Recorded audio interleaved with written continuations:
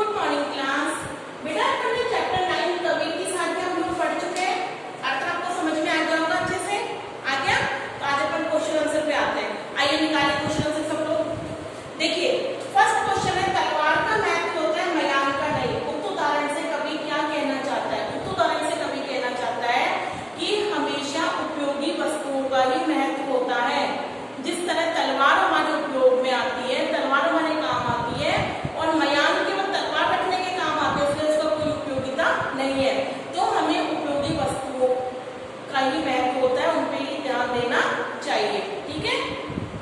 पाठ की तीसरी साखी जिसकी एक पंक्ति है, मनवा तो दो दिसे फिरे या तो सुमरन नाई। और कवि क्या कहना चाहते हैं? कवि कहना चाहते हैं कि अगर हमें ईश्वर का स्मरण करना है, भगवान का स्मरण करना है, तो एकाग्रचित होकर करना चाहिए, दिखावे के लिए स्मरण नहीं करना चाहिए। क्योंकि वो क्या बोल रहा है कि हाथ में तो माला लेके घूमते हो, मुंह में राम राम करते हो, लेकिन मन 10 दिशाओं में घूम रहा है। तो कबीरदास जी इसमें कहना चाह रहे हैं कि अगर आपको भगवान का स्मरण ही करना है तो एकाग्रचित होकर करिए, ना कि दिखावे के लिए करें। ठीक है। कबीरदास की निंदा करने से क्यों मना करता है? पढ़े हुए दुए के आधार पर बताइए। कबीरदास जी कहते हैं कि घास के तिनके का मतलब है छोटे से छोटे व्यक्ति का भी हमें अपमान नहीं करना चाहिए। ठीक है। कबीरदास जी इस दोहे के माध्यम से हमें कहना चाहते हैं कि हमें किसी को छोटा समझकर उसका अपमान नहीं करना चाहिए, क्योंकि कुछ समय बाद वह हमारे लिए पीड़ादायक बन सकता है। ठीक है।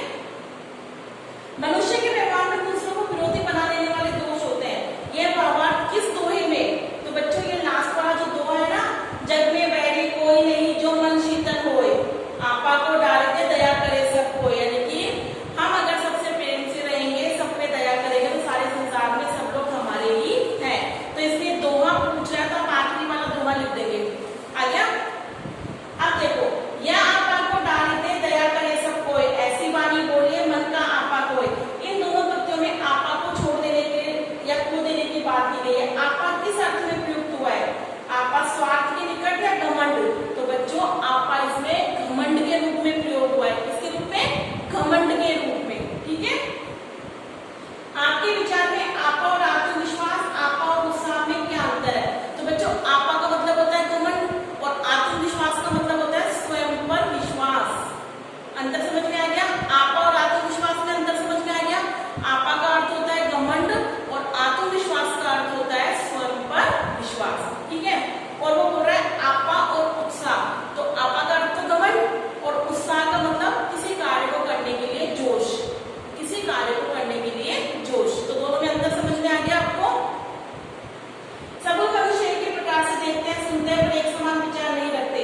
सभी अपनी अपनी मनोवृत्तियों के अनुसार कार्य करते हैं। पाठ में एक कवि की किस साथी से उपयुक्त पंक्तियों के भाव मिलते हैं? एक समान होने के लिए आवश्यक क्या है? तो बच्चों इसमें ये वाली साखी आएगी, आवत गाड़ी एक है उल्टत हुई अनेक।